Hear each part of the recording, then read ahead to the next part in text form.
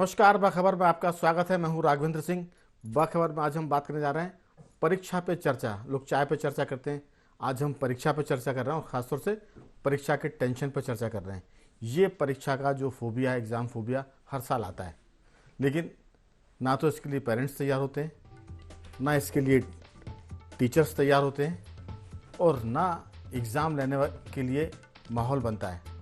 हम चर्चा की शुरुआत इस बात से भी करना चाहेंगे कि बहुत सारी चीज़ें होती हैं। बिजनेस के लिए आईटी हब होते हैं, ऑटोमोबाइल्स हब होते हैं, आईटी पार्क होते हैं, स्विमिंग पूल होते हैं, एक्सरसाइज करने के लिए जिम होते हैं, लेकिन ऐसी कोई जगह नहीं है जिसे कह सकते हैं कि ये स्टडी पार्क है। यहाँ बच्चों जिसको पढ़ना है वो एंट्री ले और उसको पढ़ाई का पूरा माहौल मिलेगा और पढ़ाने वाले टीचर भी मिलेंगे। क्लासेस चलती रहें। हमने देखे कि सिनेमाघर होते हैं, आप देखिए कि एक सिनेमा हॉल, दो सिनेमा हॉल, तीन सिनेमा हॉल बहुत सारे मिल जाते हैं। आप एक टिकट लीजिए, दूसरे में चले जाइए। तो ये सारे जो सिनेमा हॉल होते हैं, सिनेप्लेक्स होते हैं, वहाँ मनोरंजन के लिए तो साधन है, लेकिन ना तो प्राइवेट सेक्टर में ना सरकारी सेक्टर में पढ़ने के लिए कोई स्टडी हब नहीं है, एजुकेशन सेंटर नहीं जहाँ एग्ज़ाम के पहले लोग जाएं और अपना टेंशन रिलीज़ करें, बच्चे पढ़ाई करें। मैथ्स के मामले में क्या दिक्कत आ रही है, फिजिक्स में क्या दिक्कत है, केमिस्ट्री में क्या दिक्कत है, कंप्यूटर में क्या प्रॉब्लम है, लैंग्वेज को लेकर क्या दिक्कत है। इसी बहुत सारे मुद्दे पर हम बात करेंगे कि ये जो एग्ज़ाम फोबिया है हर साल अक्टूबर से दिखना शुरू होता है, नवंबर में वो धीरे धीरे आना शुरू होता है और दिसंबर तक वो सर पर चढ़ जाता है। तो मामला महत्वपूर्ण है, घर घर से जुड़ा हुआ है। चर्चा के लिए हमारे साथ स्टूडियो में रहेंगे, मेरा तो कहना ये है कि जो हमारे साथ स्टूडियो में मौजूद है वो हमारे विशेष मेहमान, वो चिकित्सक भी हैं और इसके अलावा वो स्पिरिचुअली भी बच्चों को समझाने और पेरेंट्स को समझाने की बात करते हैं। और सबसे खास बात कि अगर आपको कोई दिक्कत आ रही है याद करने में, तो फिर याद करने की दवाएं भी होती हैं, लेकिन वो पैथी ऐसी है जिसे हम कहते हैं कि मिरेकल पैथी, हेम्योपैथी की हम बात कर रहे हैं। उसमें कई बार किसी बच्चे को डर लगता है तो डर दूर करने की दवा है, किसी को पढ़ाई से मन उचटता है तो पढ़ाई में मन लगाने की भी दवा है, बशर्ते हमारे डॉक्टर आसिफ अली साहब इन चीज़ों को शेयर कर लें, क्योंकि ये जनता से जुड़ी हुई चीज़ है। मुझे लगता है वो ज़रूर शेयर करेंगे। और हमारे साथ स्काइप पर मौजूद हैं मध्य प्रदेश के मशहूर शिक्षाविद अभिषेक खरे जी। आपका बहुत बहुत स्वागत है। चर्चा की शुरुआत अभिषेक जी आपसे। हर साल एग्ज़ाम आती है, ऐसा नहीं है कि एग्ज़ाम अचानक आ जाती है। जैसे लोग कहते हैं कि साहब बारिश बहुत हो गई, तो हमारा मानना होता है कि सरकार को पहले से पता है कि बारिश आएगी तो इंतज़ाम क्या करने हैं। लोगों को मालूम है जिनके घर कच्चे हैं, बारिश आ गई तो आप उसको पहले ठीक करवा लें ताकि बारिश का पानी घर में ना आए। तो फिर पढ़ाई के मसले पर क्यों हम बच्चों के मामले में इतने लापरवाह होते हैं कि ना तो आजकल स्पेशल क्लासेस होती है, सिर्फ तनाव होता है, स्कूल में तनाव, घर में तनाव, कोचिंग क्लासेस में तनाव। आप बताइए कि ये जो तनाव का एक तरह से काउंटडाउन शुरू हो रहा है, अगर हम इसको थोड़ा सा नेगेटिव जाएँ तो कह सकते हैं कि उल्टी गिनती शुरू हो गई है और बकरे की माँ कब तक खैर मनाएगी, एग्ज़ाम तो देनी पड़ेगी। अब सवाल है कि मध्य प्रदेश में 10 मार्च से 10वीं क्लास की परीक्षाएं 1 मार्च से शुरू हो रही है, 12वीं कक्षा की परीक्षाएं 2 मार्च से शुरू हो रही हैं। ये तो मामला एमपी बोर्ड का है। सीबीएसई और थोड़ा जल्दी में है, वो फरवरी में ही इस पूरे चक्की को जैसे कहते हैं ना बारीक आटा पीसने वाली है। आपकी राय कि बच्चे करें क्या करें उनके पेरेंट्स? आप तो पढ़ाते भी हैं और उनको समझाते भी हैं। अभिषेक जी। जी सर, सबसे पहली चीज तो ये है कि ये हर साल का एक वार्षिक प्रोग्राम है। बिल्कुल। एग्जाम फोबिया या एग्जाम का स्ट्रेस की हम बात करें जी। तो इसमें क्या होता है कि एसएच अभी तक, मतलब मैं चाहे सीबीएसई की बात करूं, एमपी बोर्ड की बात करूं, सरकार की बात करूं, स्कूल की बात करूं, पेरेंट्स की बात करूं, टीचर्स की बात करूं, इसका एग्जैक्टली अभी तक हल नहीं निकाल पाया है कोई भी संस्थान, व्यक्तिगत तौर पे, कि एग्जाम फोबिया से कैसे बचें, जबकि हर बार ये आना है। अच्छा, अब इसके उलट देखिए, अगर हम फिनलैंड का एग्जाम्पल लें, अगर हम जापान का एग्जाम्पल लें, हम और बहुत सारे ऐसे कंट्री का एग्जाम्पल लें जहां पर बहुत बढ़िया है एजुकेशन सिस्टम या स्कूली सिस्टम, उन्होंने इसको इस स्ट्रेस से बचने के लिए साल भर में ही पढ़ाई को इस तरह से व्यवस्थित कर दिया है कि अंतिम क्षणों के लिए कुछ इकट्ठा ही नहीं होता है। हमारे यहाँ थोड़ी सी प्रॉब्लम क्या है कि कई बार सिलेबस को निपटा दिया जाता है, कई बार तेजी से सिलेबस किया जाता है, एक्चुअली में क्या है, परेशानी ये है कि एक बच्चा और दूसरे बच्चे में जो उनके मानसिक स्तर में अंतर होता है, यानी आईक्यू में जो अंतर होता है, उसे समझ के जो पढ़ाई डिजाइन होना चाहिए वैसी नहीं हो पा रही है। अभी भी प्रॉब्लम, अभी भी गैप्स हैं। तो होता क्या है, सिलेबस तो कंप्लीट हो जाता है, लेकिन बहुत से ऐसे बच्चे उस क्लास में बैठे रहते हैं जिन्हें पता ही नहीं होता है कि एक्चुअली में ये बहुत सारा पार्ट उनको समझ में आया ही नहीं है। तो अब उसके लिए क्या करें? तो देखिए, अब अंतिम क्षणों में आके तो फिर वही बात है कि अब लास्ट आ गया है, अब कोई ऑप्शन नहीं है। उनको स्ट्रेस भी होगा बहुत ज्यादा, उनको प्रॉब्लम भी आना है, उनको एंग्जाइटी भी बहुत सारी बच्चों को होगी, और बच्चों से ज्यादा फिर पेरेंट्स को होने लगती है। और फिर वो प्रेशर क्रिएट वापस रिवर्स होके बच्चे के ऊपर आना शुरू हो जाता है। तो ये एक विशियस सी साइकिल है जो हर साल बनती है साल के लास्ट में। मेरा एक बहुत सिंपल सा कहना है, एक्चुअली में पेरेंट्स को, स्कूल को, टीचर को, सीबीएसई को, एमपी बोर्ड को और अलग अलग बोर्डों को इसके लिए अभी से कोशिश ये करना चाहिए, शुरू से, साल के शुरू से, कि बच्चों के लिए आप शुरू से सिलेबस इस तरह से डिजाइन करें, इस तरह से उनके लिए रेमेडीज क्लास डिजाइन करें हर महीने में या हर वीक में, कि उस वीक का जो सिलेबस हो रहा हो वो उस वीक में कंप्लीट हो पूरी तरह से। वो लास्ट में ऐसा ना हो कि सिलेबस तो कंप्लीट हो गया लेकिन आधे से ज्यादा बच्चों को पता नहीं है, फिर वो कोचिंग से मैनेज कर रहे हैं, घर में फिर पेरेंट्स पढ़ा रहे हैं उनको, और वो स्ट्रेस उनके साथ बहुत सारा बढ़ता जा रहा है। तो एक तो ये बेसिक चीज है जिसको अभी हमारे यहाँ हर बार बात होती है लेकिन इस पे काम नहीं हो रहा। दूसरी परेशानी क्या है, इसके अलावा जो मुझे हमेशा लगती है, हमारे एजुकेशन सिस्टम में भी एक दौड़ में डाला जाता है बच्चे को, जिसमें बेहतर मार्क्स जो लाए वो अच्छा बच्चा, और जो बेहतर मार्क्स नहीं ला रहा वो बेकार बच्चा। तो यहां भी मुझे लगता है काउंसिल की बहुत जरूरत है, पेरेंट्स की भी, कि जिसमें ये समझाया जा सके कि बेहतर मार्क्स हर बच्चा नहीं ला सकता और हर बच्चा हर विषय में अच्छा नहीं हो सकता है। तो यहाँ पर पेरेंट्स को समझने की आवश्यकता है कि वो बच्चे से उतनी उम्मीद ना करें, उतने एग्जाम्पल ना दें उसके सामने, उतना प्रेशर उसके सामने क्रिएट ना करें कि उसे आगे ही आना है क्लास में या 90% ही लाना है। तो ये भी एक जिम्मेदारी, देखिए मूल रूप से 3 लोगों की जिम्मेदारी है अगर हम इसको बांट दें, एक सरकार, एक स्कूल और टीचर, और तीसरा पेरेंट्स।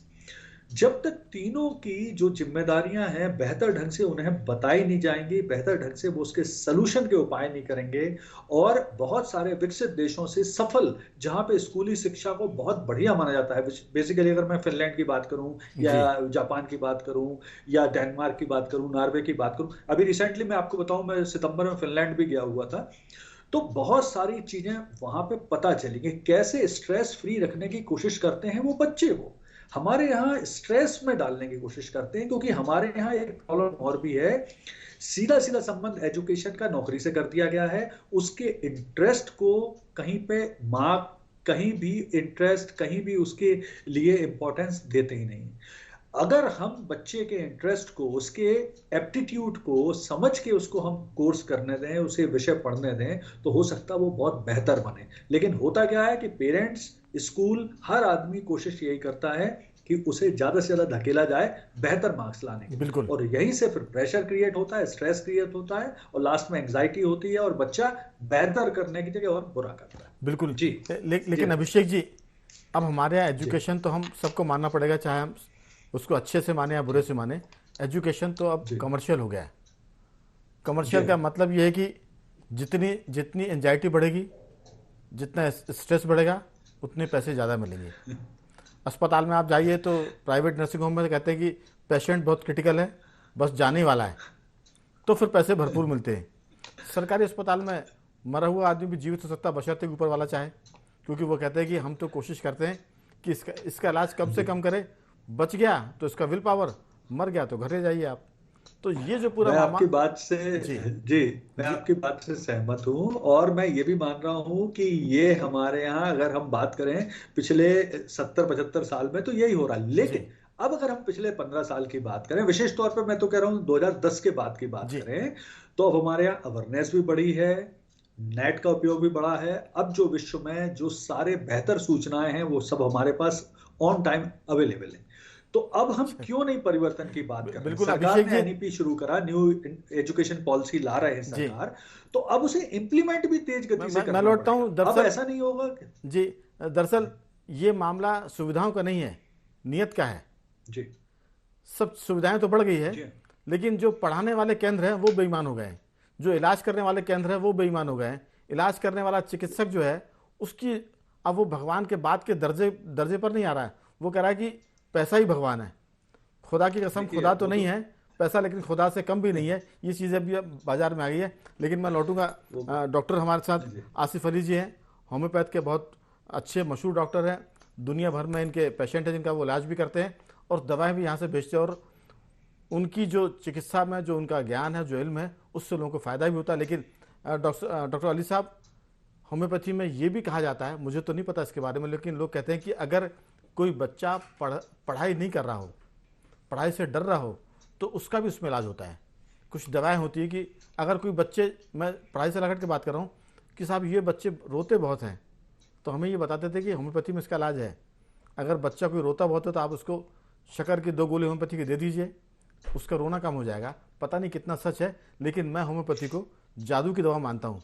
वो जब लगती है तो बिल्कुल बंदूक की गोली की तरह सटीक बैठती है। लेकिन परीक्षा के मामले में, पढ़ाई के मामले में ज़रूर पूछेंगे कि आसिफ अली साहब कोई ऐसी ज़रूर कोई जादू की पुड़िया आप बता दें जिससे लोगों की एंजाइटी कम हो जाए, स्ट्रेस कम हो जाए और बच्चों का पढ़ाई में मन लगने लग जाए। आपकी राय? Thank you very much Raghavendra ji, आपने एक बार फिर से मुझे बुलाया अपनी राय रखने के लिए इस टॉपिक पे। अभिषेक जी टेक्निकल एक्सपर्ट हैं, उन्होंने बहुत सारी चीज़ें क्लियर कर दी हैं। मैं टेक्निकली इस चीज़ को तो नहीं बताऊंगा, लेकिन मैं ये बता सकता हूँ कि हेल्थ वाइज, मेडिसिन वाइज और मैनेजमेंट वाइज इसको कैसे फॉलो किया जाना चाहिए जी। देखिए, एक शेर है, गिरते हैं शहसवार ही मैदान जंग में, वो तिफल क्या गिरेंगे जो घुटनों के बल चलें। तो एक जंग की तरह होता है और वही इंसान सफल होता है जो लड़ता है। तो लड़ाई ज़रूरी है। मैनेजमेंट का तरीका ये होना चाहिए कि जैसे कि अभिषेक जी ने बताया कि स्ट्रेस जो है वो ना सिर्फ बच्चे के लिए होता है, एग्ज़ाम टाइम पे पेरेंट्स और बच्चे दोनों इससे इफेक्ट होते हैं। तो उस वक्त के लिए सबसे इम्पॉर्टेंट ये है कि मैनेजमेंट के तौर पे माँ बाप को तैयार रहना चाहिए कि वो स्ट्रेस ना लें।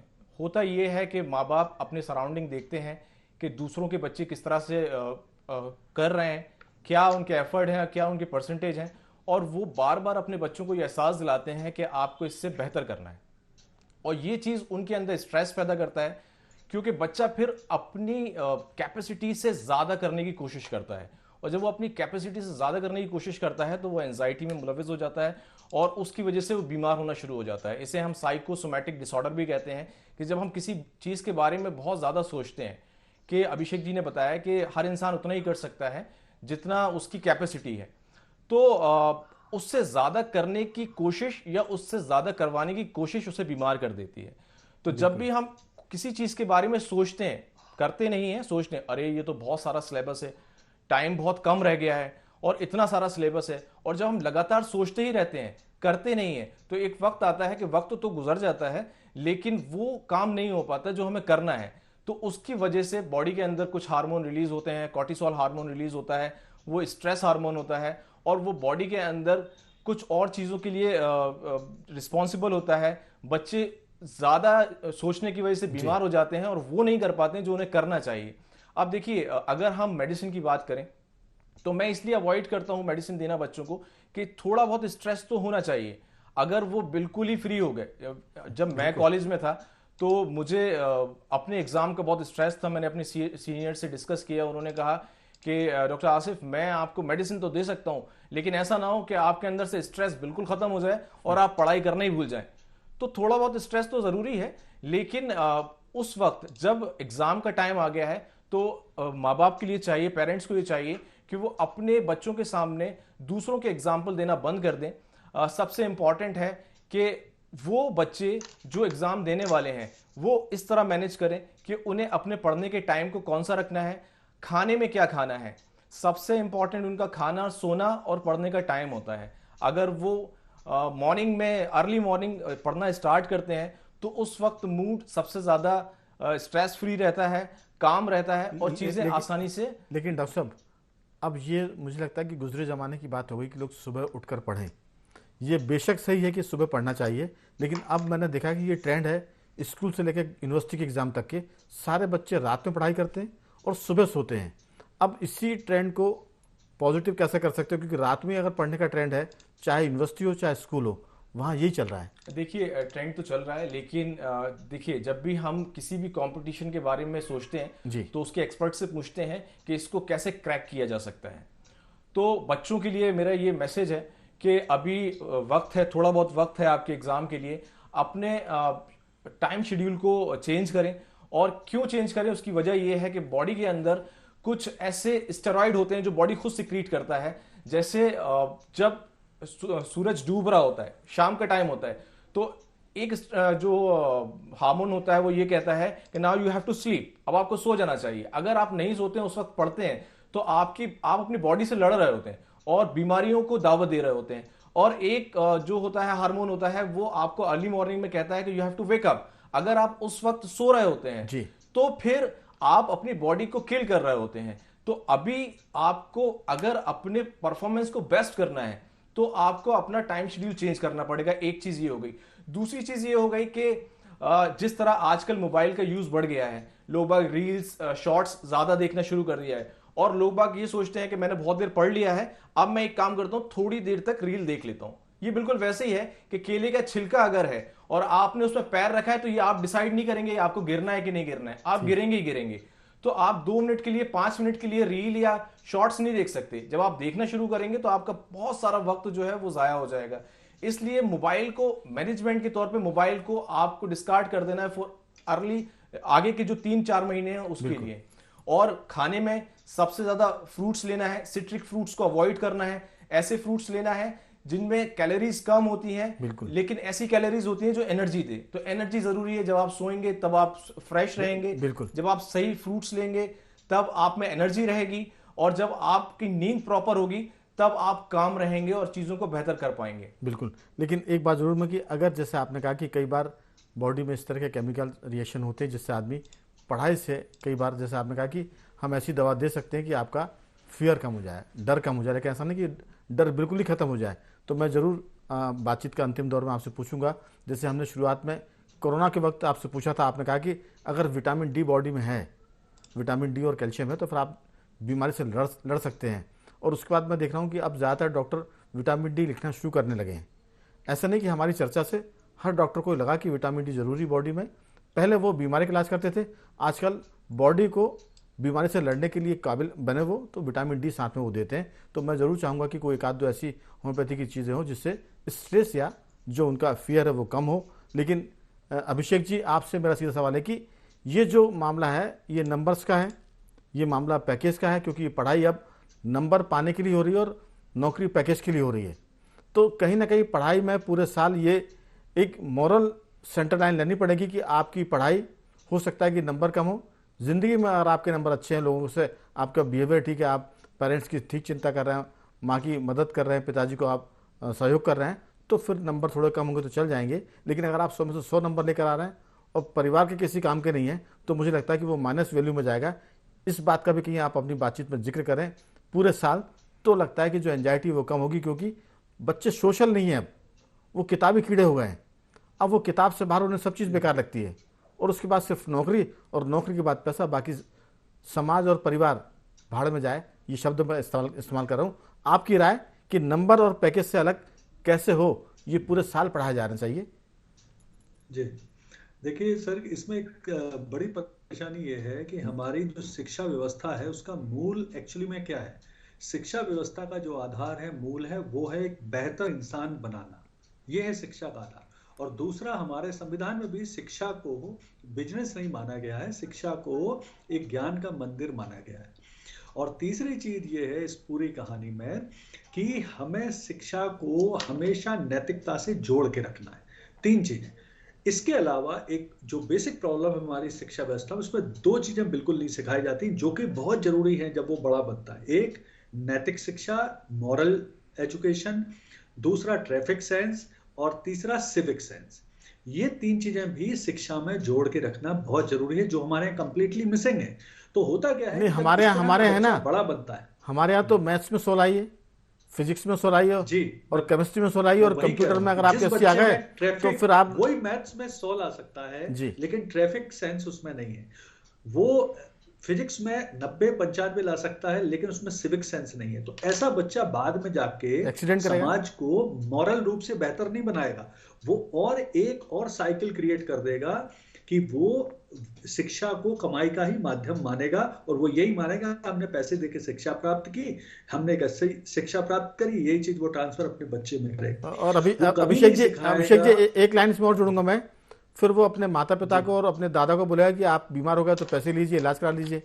फिर वो ये नहीं कहेगा कि हाँ, अगर तो आप ये कर बीमार ही हैं तो रहे मैं हैं। आपके सर पर हाथ फेरूं या आपको हाँ, ठंडे पानी की पट्टी रख दूं या आपको दवा तो दे दूं। यही जी जी यही ये डिसाइड पेरेंट्स को करना है, उन्हें कैसा बच्चा चाहिए। ऐसा बच्चा चाहिए जो सफल जी हो अपनी नौकरी में और अमेरिका में रहता हो और आपकी बीमारी के समय आ भी नहीं सकता हो लेकिन पैसे भेज दे, या ऐसा बच्चा चाहिए कि जिसके पास पैसे भले कम हो लेकिन आपकी बीमारी में आपके साथ हॉस्पिटल में बैठा हुआ हो। बिल्कुल। तो मैं ये डिसाइड समाज को करना है, और इस समाज तब डिसाइड करेगा जब वो सिविक सेंस जो है वो बच्चे में बचपन से डालेंगे। आज जापान, फिनलैंड, नॉर्वे, अमेरिका और बहुत सारे और ऐसे देश हैं जो शायद जो उतने धनी देश नहीं है, लेकिन तब भी सिविक सेंस में बच्चों की शिक्षा में के माध्यम से वो बहुत बेहतर कर रहे हैं। बिल्कुल अगर हम जापान का एग्जाम्पल लें तो वहां पे बच्चे के लिए, एक बच्चे तक के लिए, आपने शायद सुना भी होगा, न्यूज आई थी कि एक बच्चे के लिए वो ट्रेन चलाते हैं, 150 किलोमीटर की ट्रेन सिर्फ एक बच्चे को स्कूल लाने के लिए चलाते हैं। तो वो हर बच्चे की केयर कर रहे हैं। नो चाइल्ड लीव बिहाइंड का जो सिद्धांत है फिनलैंड का, वो देखिए, हर बच्चे को शिक्षा दे रहे हैं, लेकिन वो शिक्षा उसके काम की है, यहाँ उसको तो जो पसंद है वो दे रहे हैं। हमारे अभिषेक यहाँ जी, शिक्षा को कॉमन बना दिया है, और आप इसमें से अच्छी अच्छी शिक्षा सब लोग छांट रहे हैं कि मुझे डॉक्टर बनना है, इंजीनियर बनना ठीक, है और एमबीए करना है, हर अच्छा कोर्स बिल्कुल। छांट ले रहे हैं। अभी तो ये एग्जाम जी का, जी आप वाक्य पूरा करें फिर मैं आगे बढ़ूं। जी कुछ बोल रहे थे जी आप। जी तो वो हर पेरेंट्स चाहता है कि उसके बच्चे को अच्छी शिक्षा मिले, वो बच्चे के हिसाब से उपयोगी है, समाज के हिसाब से उपयोगी है, उसके फ्यूचर के हिसाब से जी उपयोगी है, इसकी बात नहीं करता बिल्कुल। वो। यहीं से जो इनबैलेंस शुरू होता है सोसाइटी में, वो पूरे समय बना रहता है, और उसी की वजह से जो हमारी शिक्षा व्यवस्था में परेशानियां हैं, गैप्स हैं, जी और बार बार हमें चेंज करना पड़ रहा है शिक्षा व्यवस्था को, वो इसीलिए करना पड़ ठीक, रहा है कि हम एक परफेक्ट शिक्षा व्यवस्था के अभी आसपास भी नहीं है। बिल्कुल। और हम, जबकि हमारे पास एग्जाम्पल मौजूद है, हम फिनलैंड का क्यों नहीं इस्तेमाल कर रहे हैं, हम जापान का क्यों नहीं मैं इस्तेमाल कर इसको रहे हैं? इतना बढ़िया एग्जाम्पल मैं इसको सामने। इतना कह के समाप्त करना चाहूँगा कि सारा मामला ऐसा है कि जी एक आदमी के 4 बच्चे थे, 3 बच्चे पढ़ाई जी करके विदेश चले गए, बीमार हुआ, जी घर में डॉक्टर आते हैं, ड्रिप लगती है और एक बच्चा उनके साथ बैठा रहता है। तो वो डॉक्टर से कहते हैं कि साहब मेरे 4 बच्चों में सब काबिल निकले, 3 मेरे, तीनों विदेश में हैं, यही थोड़ा सा पढ़ने में ज़रा कमज़ोर था जो उनके पास बैठा पैर दबा रहा था। तो सवाल ये है कि हम बच्चों को शिक्षा देके विदेश भेज रहे हैं और जो सेवा कर रहा है उसको थोड़ा सा कम काबिल बता रहे हैं। सीधी सी बात है डॉक्टर साहब कि ये जो सारा मसला है, चूंकि अभी एग्ज़ाम फोबिया शुरू हो गया, हम इस पर ज़रूर बातचीत करते रहेंगे, कोशिश करेंगे कि हर शुक्रवार, हर फ्राइडे इस पर चर्चा करें, ताकि इस पर जो भी आपके पॉजिटिव मैसेज है वो किसी को भी अगर मदद करते हैं तो हम समझेंगे कि हमारी बातचीत सफल हो गई। आपकी बहुत संक्षेप में टिप्पणी, अगर कोई आपके पास ऐसा फार्मूला हो जो एंजाइटी से बचा पाए, वो अगर दवाएं आप शेयर करना चाहें तो ज़रूर शेयर करें, बहुत संक्षेप में।